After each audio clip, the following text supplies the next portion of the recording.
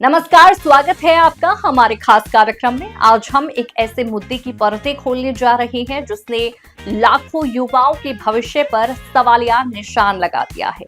SSC परीक्षा में हुई भारी गड़बड़ी अब सिर्फ एक तकनीकी या प्रशासनिक चूक नहीं, बल्कि एक सुनियोजित साजिश की ओर इशारा कर रही है और संदेह के घेरे में है देश की प्रतिष्ठित आईटी कंपनी टीसीएस। एसएससी परीक्षा में सामने आई भारी अव्यवस्था ने पूरे देश के छात्रों को झकझोर कर रख दिया है।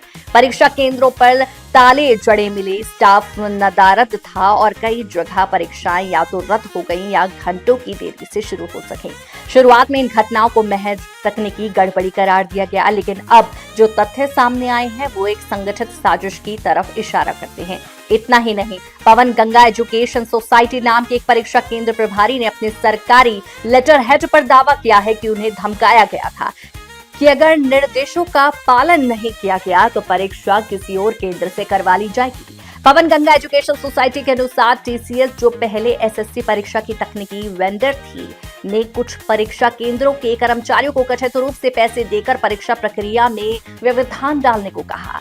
इन सनसनीखेज आरोपों के बाद सरकार ने इस मामले को गंभीरता से लिया है। एसएससी परीक्षा प्रक्रिया को अब प्रत्यक्ष सरकारी नियंत्रण में ले लिया गया है और टीसीएस की भूमिका की उच्च स्तरीय जांच के आदेश दे दिए गए हैं। यदि कंपनी दोषी पाई जाती है तो उसके खिलाफ सख्त कानूनी कार्रवाई तय मानी जा रही है।